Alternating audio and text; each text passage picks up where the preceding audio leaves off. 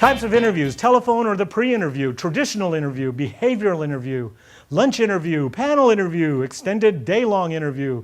But first, a quick note about staffing companies and interviewing. Guys, if you're working with a staffing company, they are trained in this stuff. They're good at it.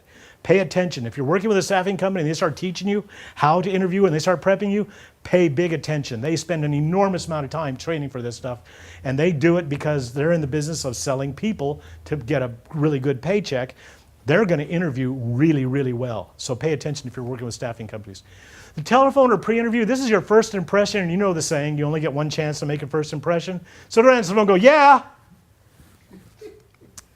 Have your accomplishments worksheet handy, top of mind, because the first line from a recruiter is going to be, tell me a little bit about yourself.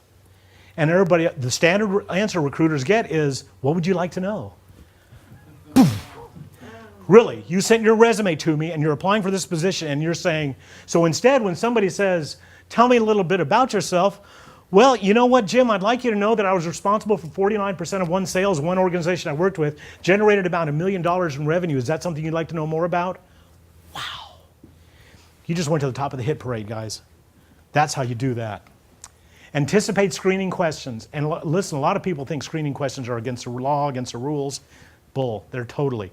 The law says they have to treat every candidate exactly the same, as long as they're asking the same questions, and it's not illegal to be asked your age. A lot of people think that's wrong too. It's not, as long as they do it with everybody else. Whether they're doing it or not, I can't tell you. But anticipate screening questions. Can you pick up 35 pounds? If the job requires it, that's not against the law. Stand and smile. Even if you're on the telephone on a telephone interview, the energy follows. That's a standing radio thing. In radio, stand up, the energy's there. Salary may or may not come up. You should have a range in mind.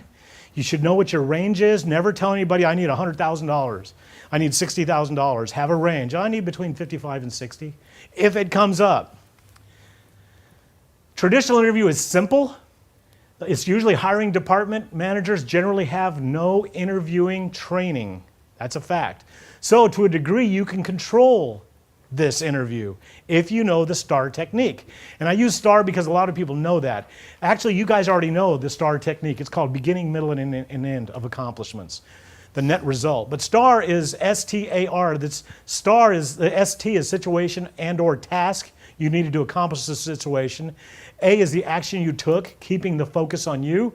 R is the results you achieved. Now I'm seeing more and more interviews now coming out where they're following up with 3 other R's. The risk you did what you did, the reason in doing that you did, and the relevance of what you accomplished. And I'm seeing this from some national organizations. Traditional interview type questions. What do you see yourself doing 5 years from now? What's your greatest strength? What's your greatest weakness? Let me tell you what, let me give you a really good answer to greatest weakness. Because that's a really hard question to answer, and personally I won't accept that question.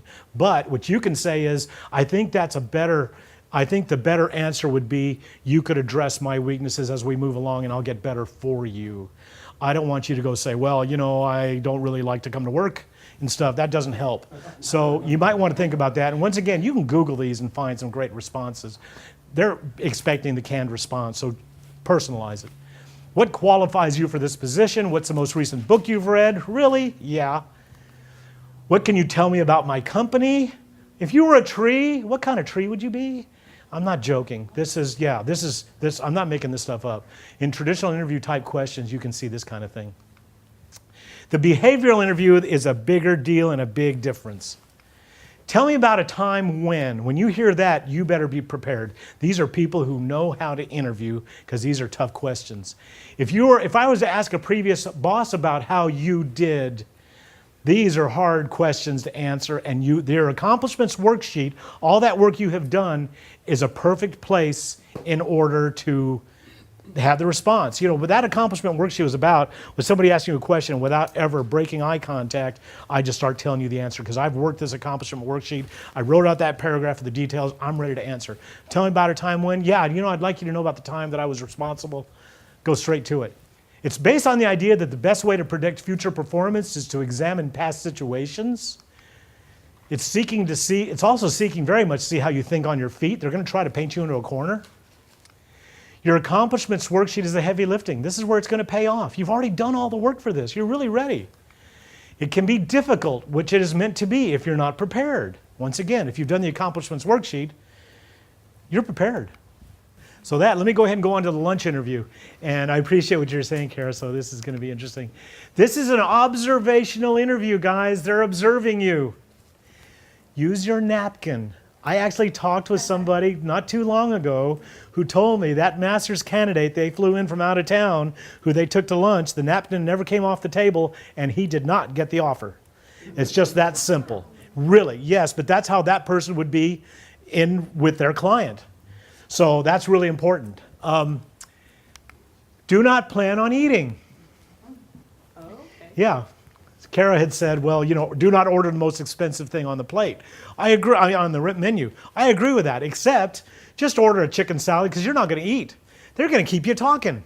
They want to see if you're going to talk with your mouth full. And that's why I have Power Bar.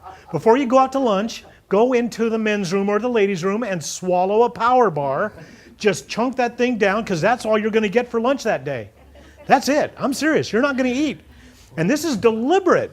This is by design. Plan on talking a lot because they don't want to see if you're going to talk with your mouth full like you might in front of a client, which is a very bad thing to do. Be polite to waitstaff. I mean, I shouldn't have to tell you that, be on your best manners, but I'm telling you anyway. They're noticing all that stuff. Panel interview. This is becoming more and more common, more and more prevalent, panel interviews. You're in the spotlight or the hot seat. You may have to deal with multiple questions simultaneously. That's by design. That's deliberate. They want to see how you handle it. It's okay if you say, hey, Bill, hold on a second. I'll get to your question. You were saying, okay, great. Let me answer your question next. Or let me finish up what you were saying. Keep control. They're trying to put you on a hot seat. Keep control of the situation. It's not that hard. You can say, that's a great question. I'll be right back with you. Hold that thought. I'll be right there. It's okay. They want to see if you're in control of the situation. The reasons for interview panels are becoming more and more prolific, but bad hires destroy careers, guys. It happens. Somebody makes a bad hire. That can reflect on you if that person works for you. This minimizes making bad hires. Work team oriented. You may be interviewing with an entire team of people that all work together, a department, a manufacturing plant, whatever. They want to make sure that everybody's going to be able to get along with you. The ability for the company to see several candidates at once. Now, a panel interview can be that. If they're going to I have a friend of mine who a year or so ago, took a panel interview and had 6 to 8 people at that interview. One was from Atlanta, one was from New York City, one was from Chicago, and the interview, I think, was in South Carolina. If they're going to clear all these people's schedule and bring all these people in who are not productive that day, they're really going to nail it, and they're going to make a decision at the end of that day. So panel interviews it's an ability for a company to see several candidates at the same time. Often the hiring decision is made very quickly, and this is why you cannot forget your thank you cards. You make sure everybody on that table, everybody in that panel, and even if you go from room to room, office to office, conference room, you make sure everybody gets a thank you card. The day-long interview, pace yourself. It's going to be a long day, and it's going to be on a very strict and hard schedule. At 8 to 8:15, you're going to be here. At 8:15 to 8:25, or 8:35 or 8:45 till 9 o'clock, you're going to be here. And you're going to meet with a VP, and then a senior vice president, and then maybe the HR professionals. It's going to be a very long day, and it's also just to see how well you hold up. Interestingly, you're probably going to meet your competition if it's a day-long interview because they brought people in from all over the place and they're going to structure. So when you're in with somebody at 8:15 to 9 o'clock, the other person's from 8:15 to 9 o'clock seeing somebody else. And they're comparing you guys right there on the spot. It's probably going to be timed and highly structured. It's okay to repeat yourself. You're only you. You're going to be asked similar questions to a degree. Remember, your audience is new each time, but they're going to be comparing notes. So you want to, be able to embellish something or minimize something that you said somewhere else. Lunch is going to be included, so see lunch interview. Use your napkin. The future of interviewing. Video interviewing services. These are becoming very, very common. And I'm going to show you on the following slide something I got just this week in my email for a company, a very major company, which I took their name out, offering video interviewing services. Skype, Why not? This is great stuff. Now this is past. None of this, I don't consider any of this discriminatory at all. They've already gotten past the interview piece. The resume piece and all that's gone. So we're moving into a place where you're really gonna, hopefully it's a touch point, it's just that it's electronic. YouTube. Now this one is kind of weird in the sense that I worked with a guy and I couldn't believe it. And this is so interesting because he was applying for a position in library sciences with a county library. And they sent him a list of 5 prepared questions, and they asked him to go on YouTube and prepare and answer, read the question and then provide his answer, and then put it up on YouTube and then send them the link. I didn't like that. YouTube could go anywhere, and he didn't get the job either. So I was like, it really stinks. And I said, send me the link. I want to see this. He sent me the link. And I thought that was kind of advanced for a county library to do it. It was a small town. It was a really small town. But I was like, I don't like that idea of putting it out there on the internet, me personally. Pre-recorded telephone pre-interviews. Oh my God, I hate these.